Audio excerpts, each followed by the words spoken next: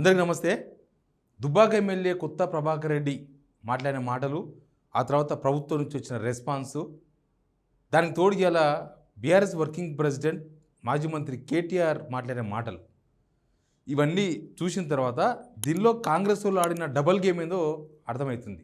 కాంగ్రెస్ వాళ్ళు దీన్ని ప్రభాకర్ రెడ్డి మాట్లాడిన మాటలను వాళ్ళకు అనుకూలంగా ఎట్లా మలుచుకునే ప్రయత్నం చేసిండ్రు, దాన్ని వాళ్ళు ఇంకా సెంటిమెంటల్గా ఎట్లా రాజేసుకునే ప్రయత్నం చేసిండ్రు, అసలు జనం ఏం కోరుకుంటున్నారు, బీఆర్ఎస్ ఏం అంటుంది, ఈ విషయాలన్నీ మీద మాట్లాడదాం.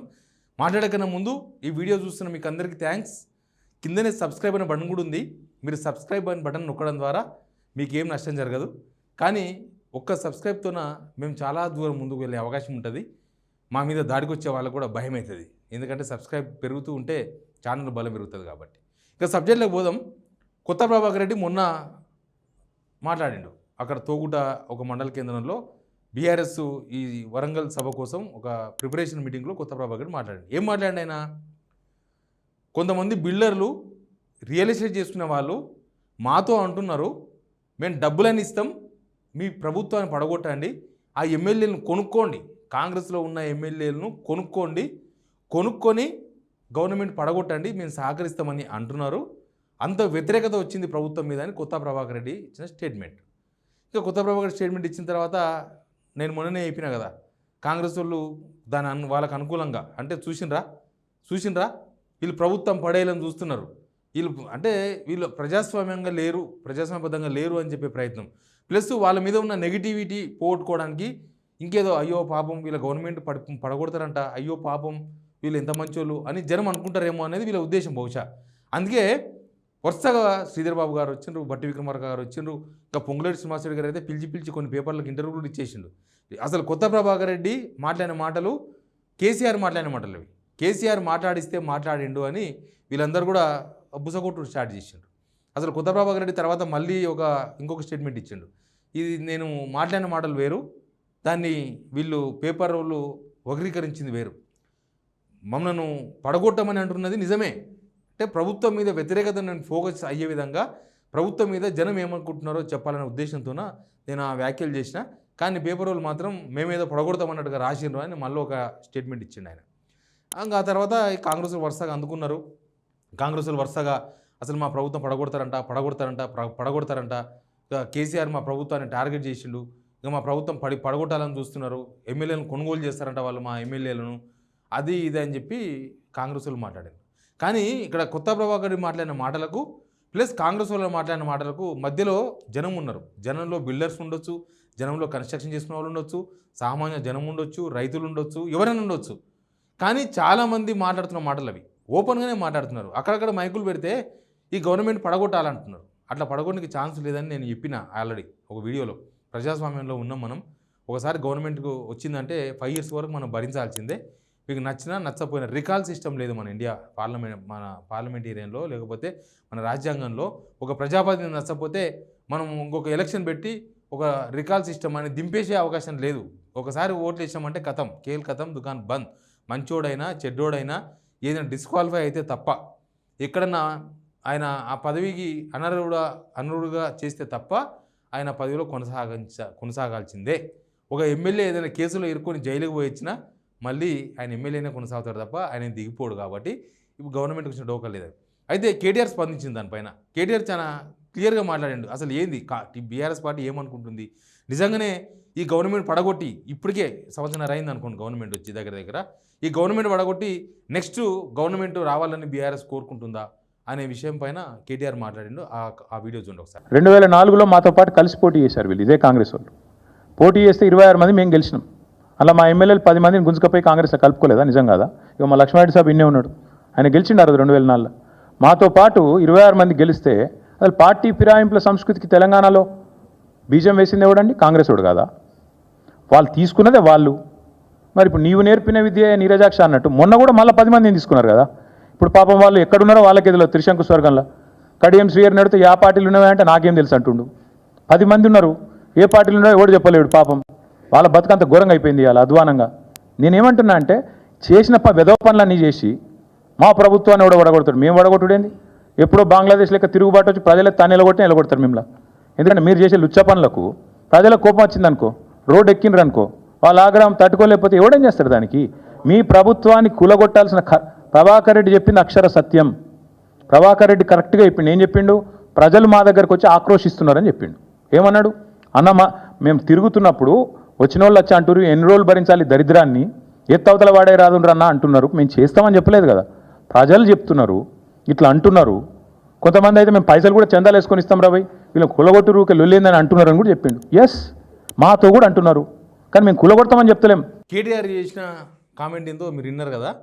ఈ ప్రభుత్వాన్ని పడగొట్టాలన్న ఎజెండా కానీ కోరిక కానీ అట్లాంటివి ఏమీ లేవు.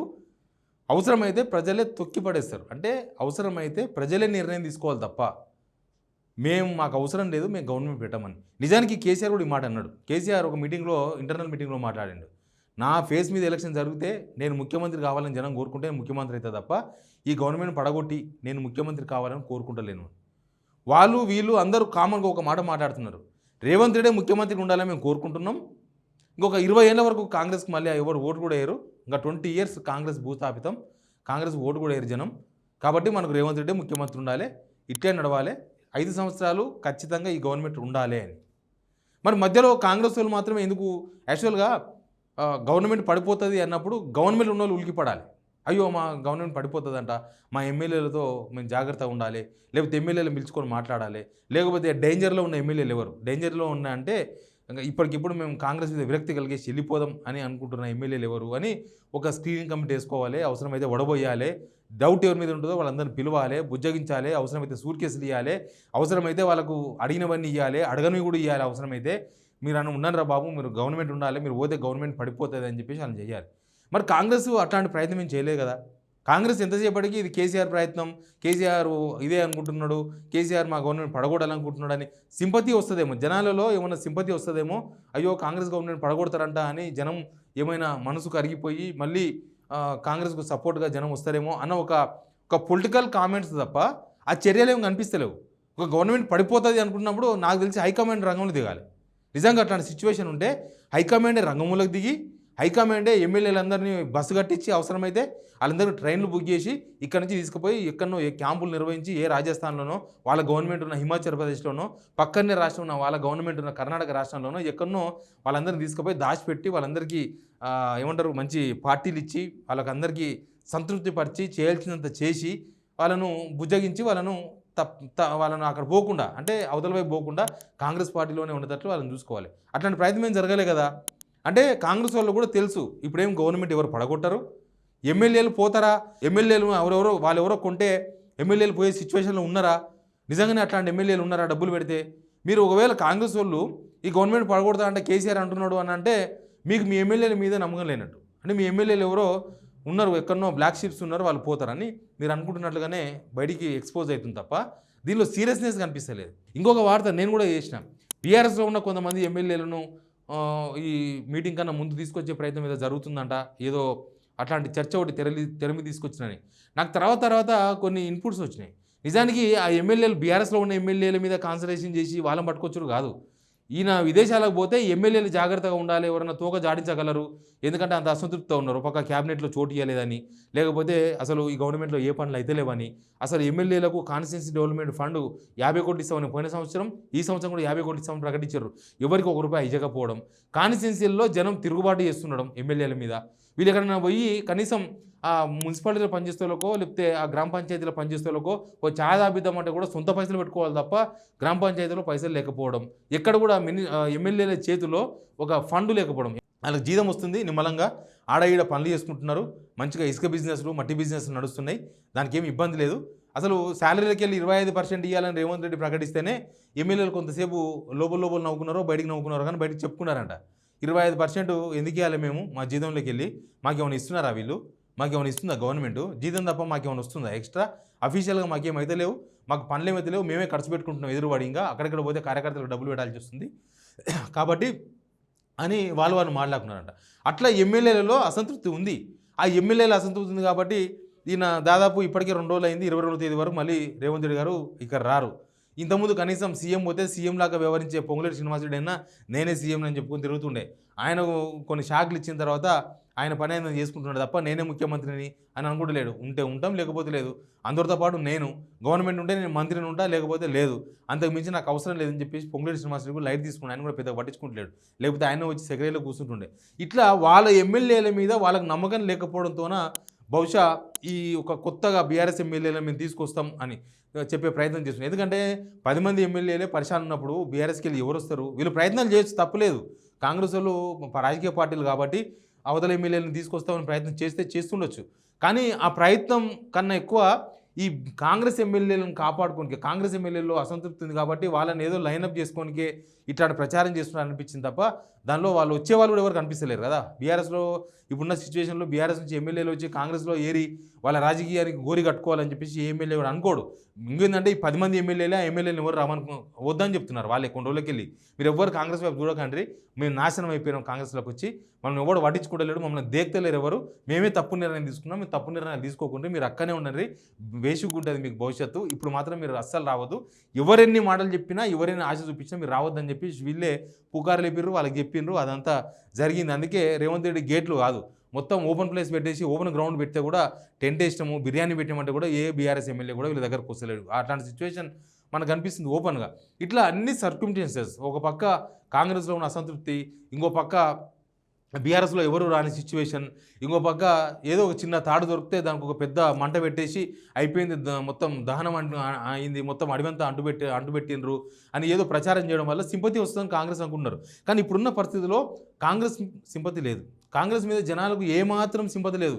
కొత్త ప్రభాకర్ రెడ్డి చెప్పినట్లో లేకపోతే కేటీఆర్ చెప్పినట్లో ఈ గవర్నమెంట్ తొందర దిగిపోతే కనీసం మా స్కీమ్స్ మాకు వస్తాయేమో, కొత్త గవర్నమెంట్ వస్తే మళ్ళీ 4,000 రూపాయల పెన్షన్ వస్తుందేమో, పెన్షన్ పెరుగుతుందేమో, లేకపోతే మాకు ఇంకా ఏదైనా కొత్త స్కీమ్ వస్తుందేమో, ఇంకా మాకేమైనా ఇస్తారేమో. ఎందుకంటే వీళ్ళు ఇయ్యరు, వీళ్ళు 100 డేసే. ఇప్పుడు ప్రతి గవర్నమెంట్కి 5 సంవత్సరాలు ఉంటుంది టైం. కానీ ఈ గవర్నమెంట్ పెట్టుకున్న డెడ్ లైన్ 100 డేస్.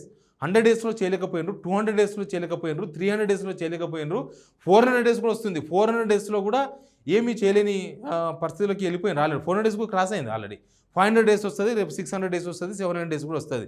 వీళ్ళు ఏమీ చేయలేని పరిస్థితులు, మొత్తం గవర్నమెంట్ అంతా ఖాళీ కావడం, డబ్బు లేకపోవడం, గవర్నమెంట్ అంతా కటకట కావడం, రాష్ట్ర పరపతి పోవడం, రాష్ట్రానికి అప్పులు పుట్టే పరిస్థితి లేకపోవడం, ఇవన్నీ చూసిన తర్వాత ఇస్తారేమో మాకు అని ఎదురు చూసిన జనమంతా కూడా ఇంకా ఇయ్యరు అని డిసైడ్ అయిపోయారు. ఇంకా మాకు ఏ స్కీమ్ రాదు, వీళ్ళు ఇవ్వలేరు, వీళ్ళతోన కాదు, వీళ్ళ చేత కాదు, వీళ్ళంతా అవుట్, వీళ్ళు వేస్ట్ అనే కాడికి జనమంతా వచ్చేసిండ్రు. ఇక ఈ టైంలో సింపతి వస్తుంది, మమ్మల్ని జనమంతా అయ్యో పాపం అని అంటారు అనుకోవడం అనేది వీళ్ళు ఒక అది వీళ్ళు ఆడొచ్చు పొలిటికల్ గేమ్, కానీ జనాల దగ్గర నుంచి లేదు, ఆ సింపతి లేదు. ఎనీవే ఈ గవర్నమెంట్ ఖచ్చితంగా ఉంటుందని బీఆర్ఎస్ వాళ్ళు చెప్తున్నారు. బీఆర్ఎస్ వాళ్ళు చెప్పినా చెప్పకపోయినా ఈ గవర్నమెంట్కి వచ్చిన డోకా ఏం లేదు. మనం చూస్తున్నాం కదా రాజకీయాలు. ఇప్పుడు కాంగ్రెస్ గవర్నమెంట్ నుంచి ఎవరు బయటకు పోయే పరిస్థితులు లేరు, బయటకు పోయినా ఎవరు తీసుకుని తొలుగు లేరు. కిషన్ రెడ్డి కూడా చెప్పిండు, మాకు ఈ గవర్నమెంట్ పడగొట్టాలన్న ఆలోచన మాకు లేదు, ఈ గవర్నమెంట్ ఉండాలని. ఎందుకు బీజేపీ బీఆర్ఎస్ వాళ్ళు ఈ గవర్నమెంట్ ఉండాలని కోరుకుంటున్నారంటే ఈ గవర్నమెంట్ ఎంత ఎక్కువ రోజులు ఉంటే కాంగ్రెస్ అంత భవిష్యత్ అంతా నాశనం. ఎక్కువ రోజులు నడిస్తే ఈ కాంగ్రెస్కు అంతమంది జనం వెనుకకి వెళ్ళిపోతారు, మైనస్ అయిపోతారు. ఎంత ఎక్కువ రోజులు ఉంటే వీళ్ళు అన్ని ఎక్కువ తప్పులు చేస్తారు. ఇప్పటికే ఇన్ని తప్పులు చేశారు, ఇంకా ముందు ముందు వీళ్ళు తప్పులు చేయడమే తప్ప వీళ్ళు కొత్తగా చెప్పే పరిస్థితులు కనిపిస్తలేవు. కాబట్టి ఈ డ్రామాలో, ఈ పొలిటికల్ డ్రామాలో ఇప్పుడు ఫుల్ క్లారిటీ వచ్చేసింది. ఏమీ లేదు, జనాల నుంచి సింపతి కోసమే కాంగ్రెస్ వాళ్ళు మాట్లాడుతున్నారు, మిగతా విషయాలంతా జనం మాట్లాడుతున్నారన్న విషయం full clarity. Please subscribe signal TV.